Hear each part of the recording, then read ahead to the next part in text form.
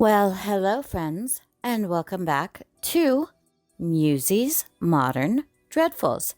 And today I'm happy to tell you that we are on video 2 of the new miniseries that I've been recording for your pleasure called There's a Locked Door in My New Apartment.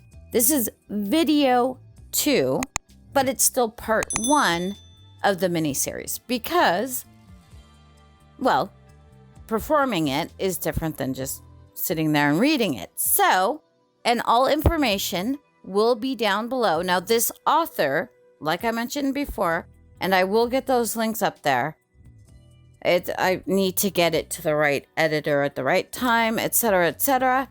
But this person has published an ebook full of horror stories that you can purchase, and every cent of the proceeds goes to charity. And I think that's fabulous. And I myself am going to purchase it because, hey, why not? And well, and plus I tend to be a bit of a bookworm myself. So this will be fun. And look out for the link or URL, however I'm going to link it. And don't forget to subscribe, hit thumbs up, share, leave a comment, leave an emoji, and kick back, get a beverage, and enjoy. So, video 2 to part 1 in 5, 4, 3, 2, 1, action. I happily agreed with my former landlord keeping my deposit as long as he didn't mind me getting in touch with the IRS to contact them and inform them of taxes not paid on an apartment because he refused to give me a contract. After that, my former landlord happily dropped the matter. I spent the first few days in my new apartment trying out the fancy kitchen utilities, the washing machine, etc. I hadn't really focused on all that was in the apartment or on the locked storage room. But given my curiosity, despite what Nicholas told me, I tried the knob, pulling and pushing violently a couple of times before finally letting it go. After that, I simply forgot about it. The tenants mostly seemed to be either at work or inside their own apartments when I came in and when I left. And I only saw one elderly lady about a week after I moved in. I was walking toward my apartment and she was unlocking the door to 307. Hi, my name's Nathan. I live in apartment 304. We haven't met yet because I just moved in.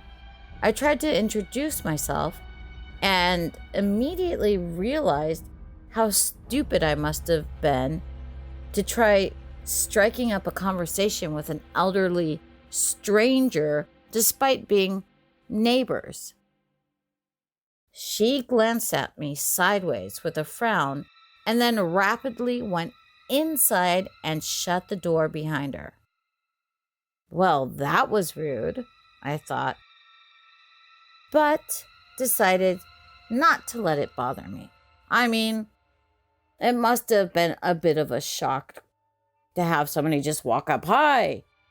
So I moved on. Overall, everything was great in my new place, despite the unpleasant neighbor. That is until about 2 weeks after I moved in. One day, I was returning from visiting a friend, and as I put my key into the keyhole, I froze. As soon as the rattling of the key started, there was a sound coming from inside of my apartment. It sounded like someone was scurrying off in a panic or something, with quick and heavy fall of footsteps, scuttling somewhere. And then it stopped.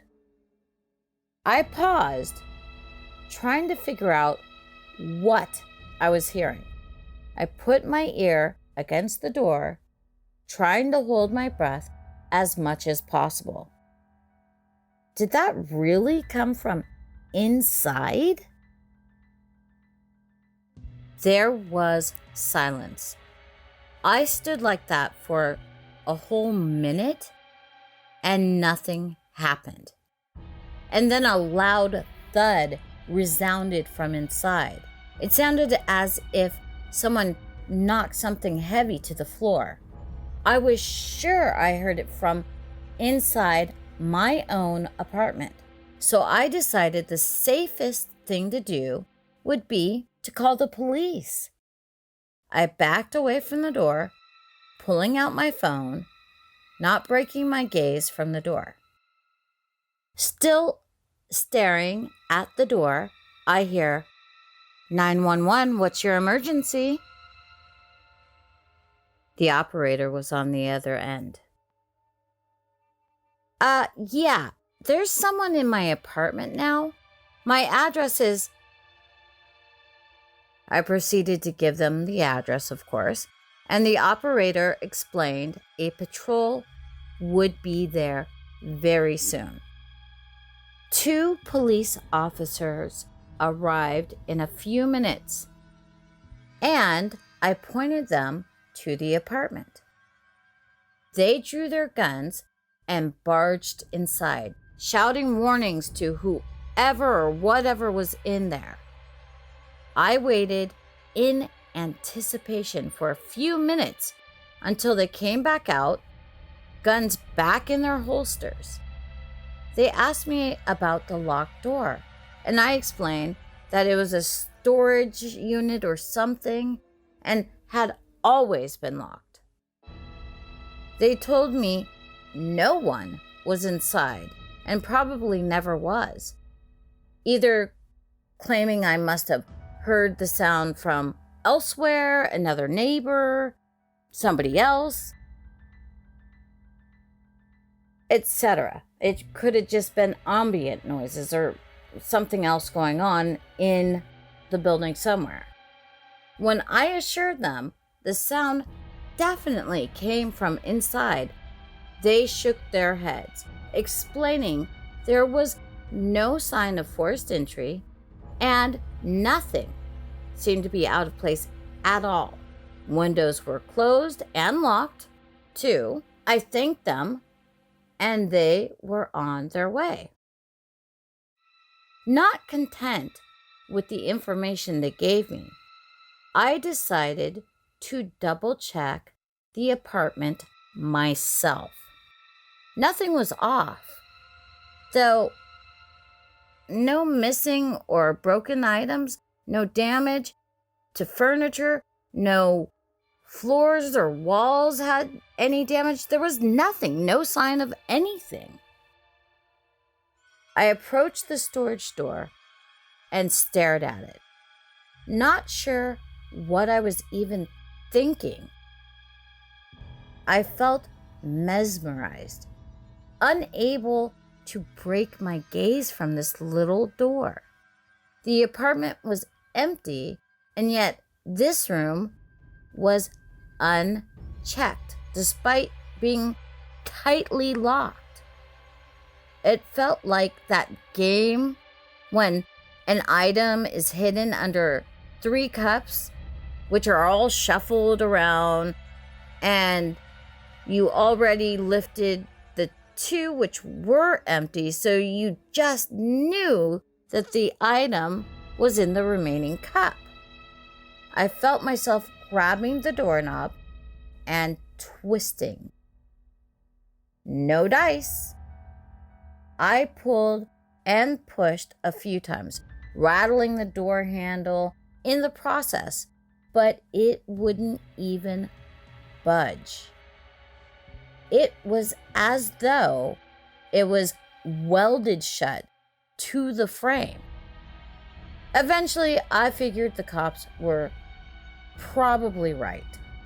I heard the noise from elsewhere in the apartment building and just misidentified it to being a noise coming from inside of my apartment. And it simply was not the source. Still, though, I couldn't help but feel a little uneasy that night.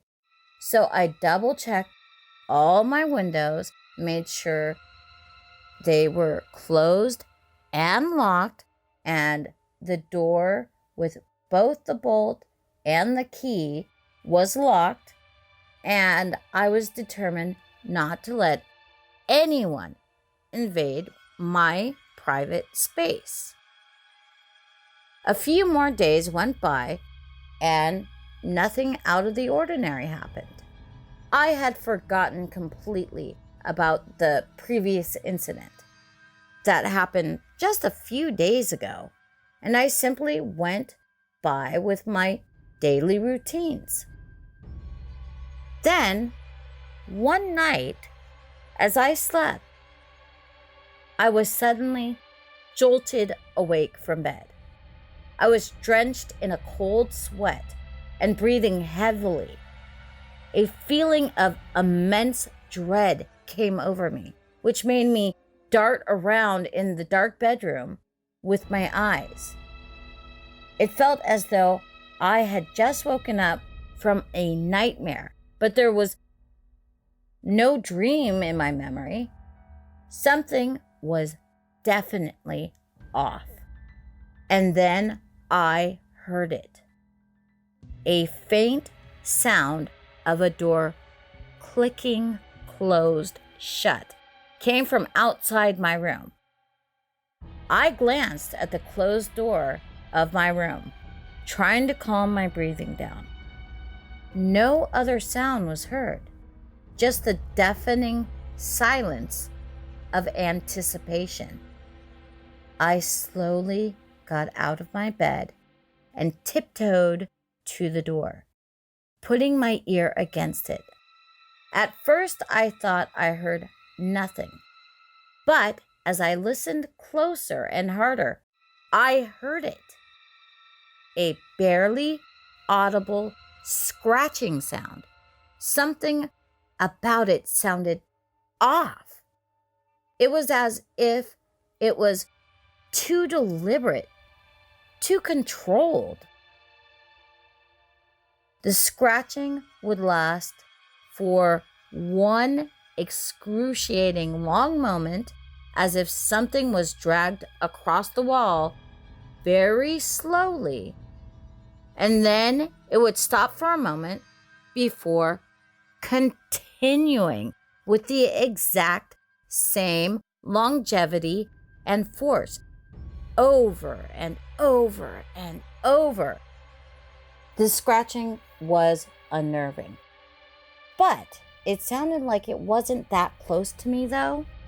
So I slowly opened the door, peeking out into the hallway. The scratching became louder now. I identified its source from down the hallway, so I followed it, carefully taking each step. Before I even got there, I knew where the sound was coming from. That damn storage room. As I went around the corner and neared the door with each step, the scratching became faster and more intense, and the pauses were even shorter now. By the time I reached the door, it was so loud that I expected the neighbors to come knocking on the door, complaining of the racket I was making. I stared at the door for a moment, listening to the ear-splitting scratching noise. The noise had gotten so loud that it permeated the entire area. I mean, you could hear this scratching throughout my entire apartment. The fact that nobody was pounding on my door was shocking. I couldn't think of what to do, so I ever so slowly and gently creeped as quietly as I could to the unopened door and put my ear against it. The moment I did that, the scratching stopped. Not like it was the last scratch and whoever was inside decided to stop, but more like I interrupted them and they were, I don't know, annoyed with me? Like they heard me by the door and simply stopped their final scratch midway. I heard myself exhaling a slow and trembling exhale. The silence which suddenly enveloped the room felt more threatening than the loud noise from just before. It was like the silence in a horror film where you hold your breath during an intense scene and your anticipation of a jump scare. I tried to steady my breathing and detect any of the faintest of sounds coming from the storage room, but nothing came. Then, out of nowhere, there was a bang on the door from the other side, so loud that it sent me flying backwards on my ass. I didn't try to hide my panting this time. I stared at that door, expecting something to happen. I don't know what I expected, but something. The door could open up and someone to come out and attack me. I don't know, but the adrenaline was all throughout my body. Every goose pimple was up. I was scared. 3 loud knocks resounded so unexpectedly that I nearly jumped out of my skin. Then I realized the knocking was coming from the front door. I scrambled towards it, unlocking it as fast as I could, not caring who was on the other side. As I opened the door, I pushed past an elderly man who had a look of intense frustration on his face.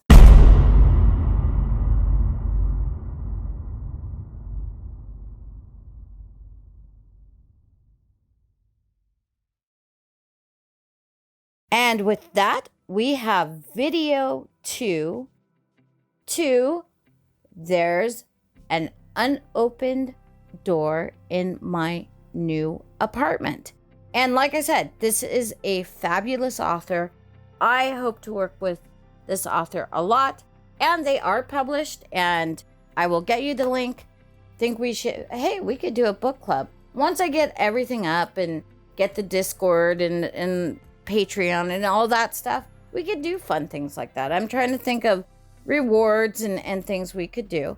But yes, this is video 2, but we're still on part 1 of the story. So acting out the story obviously takes longer, and plus you have to deal with motorcycles driving by, crazy dogs who clearly have, I don't know, emotional issues, need more time with their doggy mommy or doggy daddy, whatever, or their doggy owners. Anyway, so I do hope that you were able to enjoy that, because I am sending it to the editor who is perfect with audio. So he will smooth out any weird background noises and take care of everything for me. And don't worry about me. I know I'm pre-recording and I have all this stuff going on with my mouth, but if I were in pain, since I'm doing this for free, just to entertain everyone, it's not like I'm getting paid. I'm not, what do they call it for you? Oh, I'm not monetized on YouTube yet. But no. Let's not worry about it. Either way, you'll get 2 a week. And if you want 3 or more, or any perks, because I'm thinking of really cool things, we'll discuss that once it's official. I do have artwork that's being made right now and a bunch of fun stuff for our page. So we can become more of a club. There are just people who enjoy scary stories. And I'm not here to say, oh, you must like the people I like, or, or whatever. I just hope that you enjoy what I bring to you. And I do scour. I don't just I'll grab that one because, hey, that's easy. No, I line these up. So I still have something from Joey Horst, who is still our #1 author. He was the author I started this channel with, because I have another channel, as you know. And enough babbling for today. I still have all this stuff in my mouth, and I have swelling and all that. So I will talk to you soon. It's a new mini series. All right, I will talk to you soon. Have a great day. Bye now.